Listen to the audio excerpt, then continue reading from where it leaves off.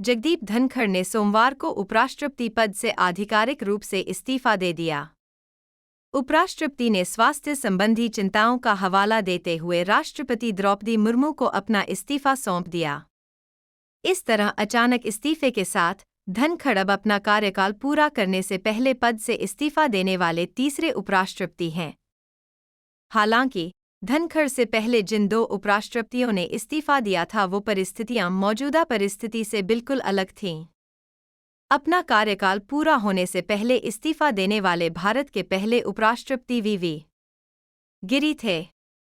मई 1969 में जाकिर हुसैन के निधन के बाद वी गिरी ने कार्यवाहक राष्ट्रपति का पद संभाला था।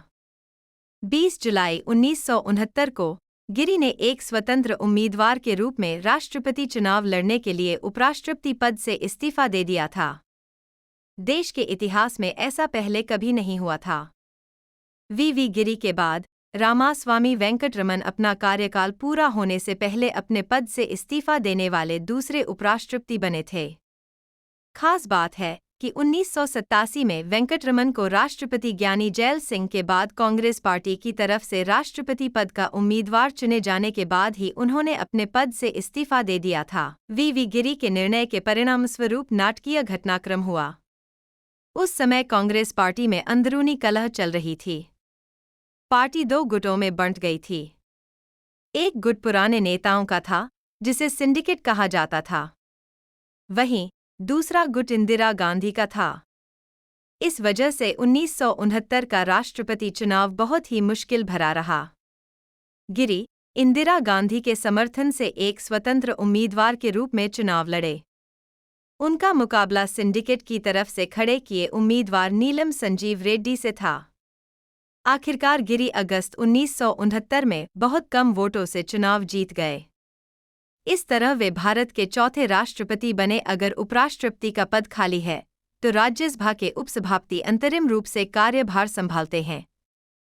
अगर राष्ट्रपति और उपराष्ट्रपति दोनों का पद खाली है तो सीजेआई राष्ट्रपति के रूप में कार्य कर सकते हैं। यह बात राष्ट्रपति कार्यों का निर्वहन अधिनियम 1969 में बताई गई है।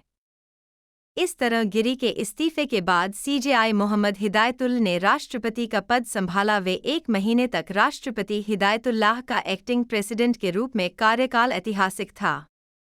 उन्होंने उस दौरान अमेरिकी राष्ट्रपति रिचर्ड निक्सन की भारत यात्रा पर उनकी मेजबानी की थी। उन्होंने राष्ट्रपति भवन के बैंक्वेट हॉल में एक भाषण भी दिया था।